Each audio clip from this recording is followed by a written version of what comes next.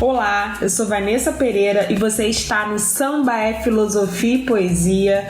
Hoje a gente estreia a nossa série de bate-papos com compositores de samba que vão contar pra gente um pouco de quem eles são, mas também vão contar a história por trás de determinada letra de samba. Faz o seguinte, finge que tá na roda, pega uma cerveja e deguste. Samba é filosofia, fidalguia do salão. É bom que a gente tenha noção e a gente aceite que existe sim um estranhamento quando a gente fala de poesia e o samba não é associado rapidamente à poesia. Como se os compositores de samba não pudessem ser chamados de poeta. Basicamente, esse estranhamento ele acontece porque a literatura privilegiada na grade, no currículo escolar, é uma literatura branca, uma literatura clássica. O samba não é clássico, ele é marginalizado e ele é preto. Então, os seus poetas, os seus compositores não são poetas dignos de serem estudados nas escolas ou constarem nas análises de poema. A gente tem que admitir que isso acontece sim. Acontece esse embranquecimento do ensino e esse embranquecimento da literatura. Uma coisa importante que a gente tem que colocar na cabeça é que toda letra de samba é sim um poema, é sim uma poesia. E aí, tá preparado para saber quem é o compositor que trouxe hoje pra gente uma letra, um samba, um papo? Vamos descobrir quem é? Eu me chamo Will Freitas, sou cantor e sou compositor. Eu sou nascido e criado em uma comunidade chamada Parada de Lucas. O samba ele tá na minha vida desde muito cedo, desde muito pequeno. Eu tenho lembranças infantis muito fortes de roda de samba aqui na área, festas na família, as rodas aqui no entorno. Mesmo sem eu entender o que de fato era aquela movimentação, aquilo era o samba. O samba, ele, pra mim, é a manifestação cultural mais importância desse país, pra mim.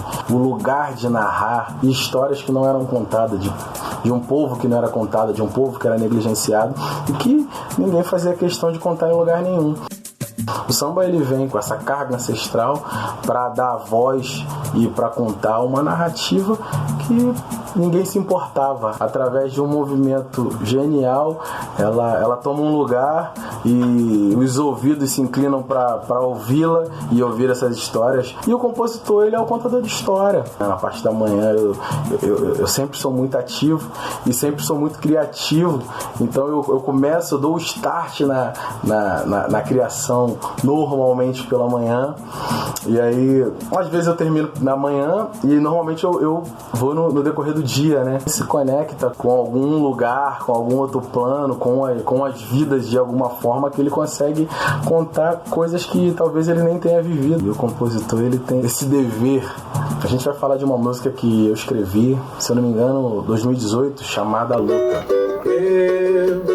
Que nem queriam que chegasse aqui. Já começa na primeira pessoa. Você já parte do princípio que Will é um homem preto. Então ele tá falando ali dele enquanto homem preto. A gente nem tenta lutar, a dor maior de uma mãe preta. Essa música, a inspiração dela e o que eu queria contar era sobre oportunidades, sobre cargas de um personagem chegar em um lugar que ele está e que ele está tentando seguir, e toda essa trajetória, todas as dificuldades dessa trajetória, não só nele, mas as impossibilidades dos que estavam perto dele. É aquela história do filho preto, da mãe preta que perde o filho. O homem preto, ele é marginalizado, ele é animalizado, ele é sempre colocado como a margem, como tudo que tem de ruim na sociedade. Nessa primeira estrofe, a gente já nota que é uma história dessa. Luta, dar à luz a dor é muita. Ouve o choro, tá nascendo, vamos ver se a vida muda. Tá falando de luto e luta, e aí é bom da gente perceber a linguagem poética, né? O verbo lutar, usado como o verbo lutar mesmo, de luta, E o luto, né? O substantivo, o luto, o sentimento, a dor, né? De se perder.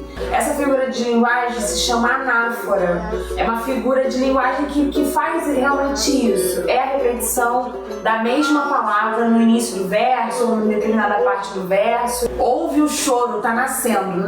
Chora-se para nascer, mas também aí tem a carga do choro da morte, né? O choro de quem enterra um filho. Apesar de toda a dificuldade, o nascimento é um momento de alegria, né? E sempre que nasce algo, a gente acredita numa esperança nova. E a música é falando disso. Eu falo, nasceu no ventre do povo, nasceu o dono de tudo, nasceu no alto do morro. Qual é o seu futuro? E qual é o futuro? Qual é o futuro de um jovem negro? Quanto vale um corpo preto masculino? Quem ganha? A manutenção de qual poder? O que fica evidenciado aí? Que dessa dor da morte alguém lucra, sempre sai lucrando em cima de um corpo preto. Nasceu no ventre do povo, nasceu o dono de tudo, nasceu no alto do morro, nasceu. Qual é seu futuro? A música era isso, era fazer as pessoas refletirem que o jovem negro ele não só está direcionado a viver as mazelas que existem no lugar que ele está. Ele pode transcender isso, ele pode ultrapassar isso. E a música foi falando um pouco disso. Eu me coloquei na música, né? Eu falo um pouco da minha trajetória de vida, né? Você viver num país, você viver num mundo que ele é organizado para te destruir, que é o Brasil. Não só o Brasil, né? O mundo. A gente falando de Brasil, o Brasil é organizado para destruir o homem negro, para destruir o povo preto e o homem negro que tem os piores números, né? Em diversos lugares, né? O homem negro é o que mais morre, o jovem negro é o que mais é encarcerado, é o que mais larga os estudos, é o que menos acessa as universidades. E existe uma organização muito bem estruturada para impossibilitar as chances desse jovem negro. E eu, como homem preto, que cheguei até os meus 30 anos, de tantas coisas, de tantas cargas que eu passei para chegar até aqui, quantos dos meus e quantos idênticos a mim não conseguiram chegar, simplesmente por conta dessa organização de destruir o homem preto e o povo preto. E chegar até aqui é um motivo de vitória. E é horrível você se construir, você viver com essa sensação de que existe uma violência que em torno de você, de tudo aquilo que você faz, existe uma violência querendo te destruir. A gente vê que é uma letra de protesto, é uma letra que fala muito dessa luta do homem preto mesmo. E quando ele começa a falar no desenrolar, ele pode estar falando de qualquer outro menino preto, mas no primeiro verso ele diz: eu que nem queriam que chegasse aqui, porque ele não é ele, né? Na verdade, ele é todo homem preto. Ele ali representa todos os homens pretos. É importante que as nossas histórias sejam contadas, sejam elas tristes, sejam elas felizes.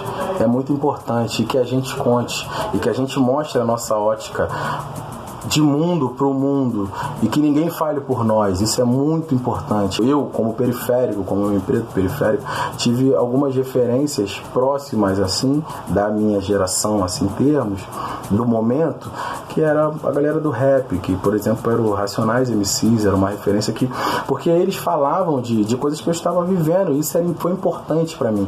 Foi importante eu entender em que lugar eu estava no mundo através do olhar de um cara que estava na mesma situação que eu, que vinha dessa mesma situação, para eu me organizar e entender onde eu quero chegar e onde eu posso chegar e como eu posso lutar, como eu posso me organizar e organizar os meus. Eu acho que é muito importante você falar, seja do que for, mas falar com verdade daquilo que se vive. Eu tento colocar isso sempre nas minhas músicas. O compositor, ele tem essa capacidade de viver histórias numa música que talvez não seja dele. Isso é muito genial, isso é muito lindo. Esse foi o Samba é Filosofia e Poesia de hoje. Obrigada, Will Freitas, por ter topado o desafio. Obrigada a você por ter ficado até aqui com a gente. Nos vemos na próxima. Samba é Filosofia e Poesia. Beijo enorme. Samba é filosofia, fidalguia do salão. Tem a força e a magia que acende o coração.